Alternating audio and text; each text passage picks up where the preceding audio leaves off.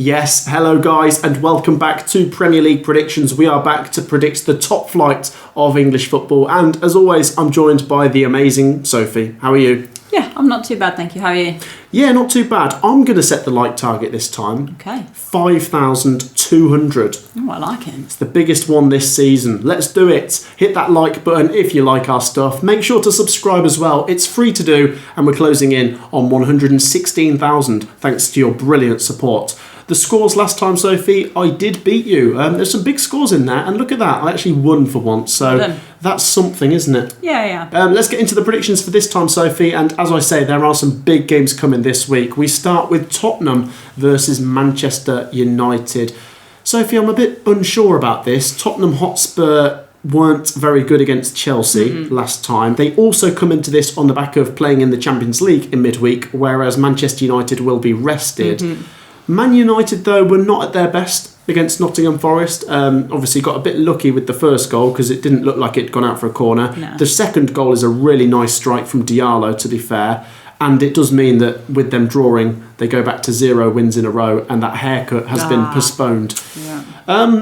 I'm tempted to go for a draw here, Sophie, but I'm going to back Manchester United to go back to winning ways. I think Spurs playing in midweek might be a bit of a hindrance to them. Tottenham 1, Man United 2. That's what I wanted to go for. So maybe I'll give Man United a clean sheet. And I'll say it'll be a low scoring one, but Man United just edge it 1-0. As you've mentioned, Tottenham, they haven't been playing amazing football. And I'd say... What do you make, by the way, of Jed Spence refusing to shake Thomas Frank's hand? Not a good look. No, that's poor, by the way. Whatever your feelings are, save it for the dressing room. Well, I've got a feeling that at half-time, Thomas Frank's probably had a word with him, but then you don't carry it on, and you were at fault for the goal. So, in my eyes, and probably the manager's eyes, so you just got to suck it up there, be a man, and deal with it. As I was saying, Man United, I think they're going to go back to winning ways. 1-0. There you go, 1-0. So we're both back in Man United. There's a change. I tell you what, I did have some Manchester United fans in the comments last time telling me off for predicting them to draw with Nottingham Forest. Oh, but you got it right. I did. On to the next one, Sophie. Let's go to the Hill Dickinson as Everton take on Fulham. Sophie, on the Monday night, Everton picked up another draw, this time away at Sunderland. Decent, because no one's been able to go there and win this season, so fair play. Fulham, Sophie, they beat Wolves 3-0. Wolves did have a red card, but I thought Fulham were very good. And it eases the pressure, because if Fulham hadn't have won that game, they'd have been brought into trouble a bit more. But I think Fulham have just shown that they've got the quality to stay up this season. And Everton as well. I think these two will both pull away a bit more as the season goes on. What are you saying? I'm thinking a draw, I'm thinking 1-1. Obviously, both teams, if you look at where they are in the table, not doing great at the moment. So I don't see a lot separating the two. 1-1.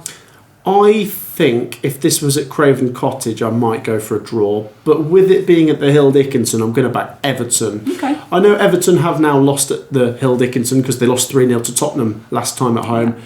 I think they might snatch it with a last-minute goal, like Jack Grealish or something. 2-1 Everton. Nice. I'm going to just back the Toffees and, keep up their decent start to the season, I guess.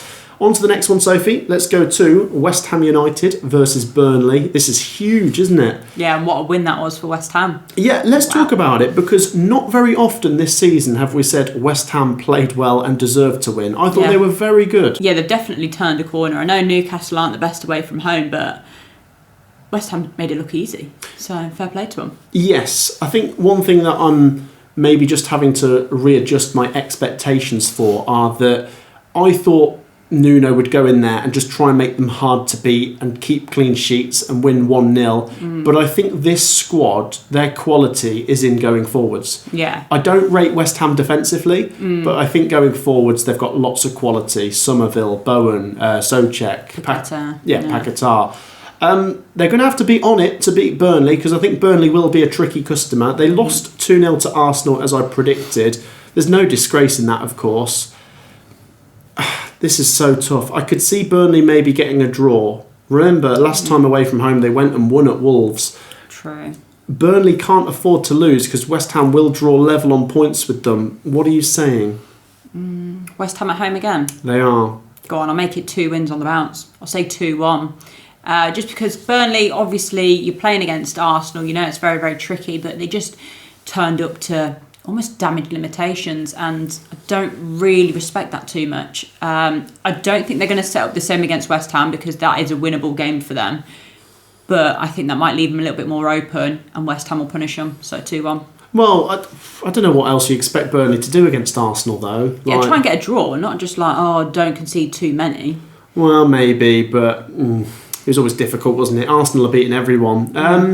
I actually went 2-1 in my written predictions here, but I will have to change my mind, and I'm going to actually now go for a draw. Okay. I'm going to go 1-1. Right. I think West Ham really need to be up for this, but I wonder if any lapses in concentration might be seized upon by Burnley, who will be very happy to take a draw from this one and keep that gap over West Ham. Yeah. I'll go 1-1. Okay. Which is not a great result for West Ham. They'll be looking to win it. It's a decent result for Burnley. Definitely, yeah. Now, share your thoughts down below. Next up, Sophie, let's go to Sunderland versus Arsenal. Arsenal just keep winning, but can Sunderland stop them, Sophie? We've said before that the Stadium of Light is a difficult place to go and win. They did draw, of course, with Everton on Monday, Sophie, coming into this one. Arsenal, we've already touched on that 2-0 win away at Burnley. It's a Granit Xhaka derby, by the way. Ah, yes.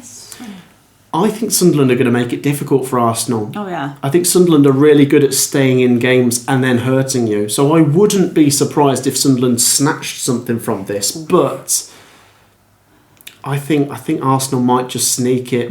Arsenal look like the team that are going to win the league this season. 1-0 Arsenal. I wanted to say 1-0 Arsenal. Do you know what? I'll give Sunderland a goal, which is actually massive because Arsenal just don't concede many at all. So I'll say Arsenal 2-1, but Sunderland make it a very, very difficult game. They're a very good side this season, but Arsenal just, rightly so, top of the league, got a nice little points cushion, and I think they're going to keep adding to that. So 2-1. 2-1. And it's not very often where we're both backing Sunderland to lose, but... No. That just goes to show the quality of Arsenal. As far as Sunderland are concerned, this is a free hit. They've had a great start to the season. Anything here is a bonus, but who knows? It wouldn't surprise me. Next up, Sophie, Chelsea versus Wolves. And I'll tell you what wouldn't surprise me, Wolves losing and Chelsea probably getting a red card. Chelsea, Sophie, good win against Tottenham. Yeah. They will be playing in midweek, of course, before this one. They are away from home to Karabag in the Champions League. Wolves, though, Sophie, they just keep losing. I know they had a red card against Fulham, but it's just terrible at the minute. They have sacked their manager, though. Yes, yeah, of course, it's going to come on to that. Vitor Pereira's gone. At the time of recording, they haven't hired anyone just yet, but I don't know. Like it's going to be Gary O'Neill again. I don't know. I just think it's so desperate, though. Yeah. Whoever goes in there has to win games straight away. Yeah. And there's already a bit of pressure on Wolves to try and get something out of this game, which I don't think they're going to. Chelsea fans, I'm with you this week. 3-1. 2-0 Chelsea. As you mentioned, obviously Wolves losing a lot, but they have sacked the manager. But also Chelsea racking up so many red cards, which is just insane. So hopefully they can keep 11 men on the pitch for this game, and I think it'd be quite a comfortable one. So 2-0. There you go. Next up, Sophie, we go to Villa Park. I'm looking forward to this one. Aston Villa versus AFC Bournemouth. They did both lose at the weekend, but no harm in that. You know, Villa were playing away at Liverpool, who, despite being poor recently, still have lots of quality. And Bournemouth lost away at Man City. They gave it a go, to be fair, didn't they? And Tyler Adams got a goal, but... Coming against Haaland. Yeah, well, Haaland's... Not just Man City, Haaland. Haaland's in ridiculous form. Yeah. This is a good game, actually. I think Villa, despite that defeat to Liverpool last time, have been really impressive. And I think they're going to get something. But are Bournemouth the type of team to lose back-to-back games? I think I'm probably going to go for a draw, but you are up first. Yeah, I'm going to go for a draw. It was really interesting watching the Liverpool-Villa game because before that, Villa had been in great form and Unai had got his tactics bang on, and then he decided to go short against Liverpool, who'd said we really struggle against a long ball. So he thought, okay, don't worry, we'll make some mistakes, we'll let you in, and basically just gave them the 3 points, which was rather strange. I don't think they're going to do the same against Bournemouth. I think it's going to be a really, really tricky game. I'm leaning towards a draw as well, but I think there could be a couple of goals. apiece. So a Desmond for me. Ooh, I like that. Yeah, I'll take a 1-1. I see both teams scoring. To be honest, I quite like the 2-2 prediction there. Yeah, share your thoughts down below, guys. It's one of those where I just don't really want to back either of them to lose. So I'm being a bit of a coward by sitting on the fence, but it could be a draw, to be fair. Yeah, well, we're both backing it, so hopefully. Next up, guys, let's go to Brentford versus Newcastle United. Once again, we will add the caveat that Newcastle are in Champions League action before this one. They've been pretty good in the Champions League so far. Not so good in the Premier League recently. I thought they were pretty poor against West Ham. Brentford, of course, lost to Crystal Palace as well. That was always a tricky one.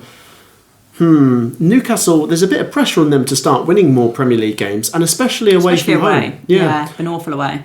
But I think Brentford are capable of getting something here. I'm tempted to go for the Brentford win, actually, but I might go for another 1-1 draw. I think Newcastle United just got to keep going well in the Champions League and try and start building in the Premier League at the same time. I'll go 1-1. Right, if you weren't going to go 1-1, I would have said 1-1.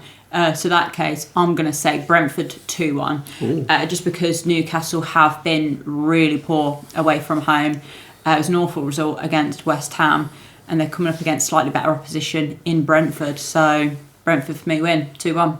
Okay, there you go. That'd be a big win. And Brentford have been capable of pulling out big results at home. And once again, sometimes when you don't expect it as well, get results. So. That's the thing, isn't it? But you don't see them being in any danger this season, do you? What, Brentford? Yeah. Probably not. No, probably not. There's a lot worse teams.